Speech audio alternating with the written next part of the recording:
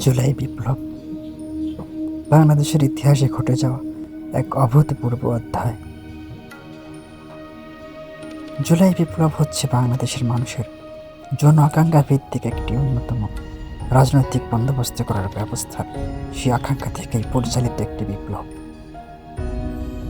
সম্প্রতি জুলাই বিপ্লবে সংঘটিত হয়ে যাওয়া এই বিপ্লবে প্রায় 2000-এর মতো মানুষ নিহত হয়েছে, শহীদ হয়েছে।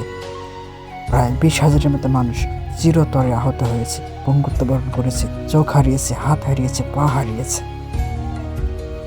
এত কিছু করার পরেও আওয়ামী লীগের মধ্যে এখন পর্যন্ত কোনো রকম কোনো সূচনা, অনুতপ্ত লক্ষ্য করা যায়নি। তারা এখনো সুযোগ পেলে আবার বিভিন্ন রূপ ফিরে আসার চেষ্টা করছে এবং তারা এটাকে জুলাই বিপ্লবকে একটা ষড়যন্ত্র হিসেবে আখ্যায়িত করছে। তাদেরকে নাকি ষড়যন্ত্র করে ক্ষমতা থেকে চ্যুত করা হয়েছে। এদের ভাবসাব দেখে মনে হয় এরা কি আসলেই মানুষ নাকি জানোয়ার? এরা কি মানুষের কাতারে পড়ে নাকি জানোয়ারের কাতারে পড়ে? দর্শক, সেটা আপনারাই বিবেচনা করেন।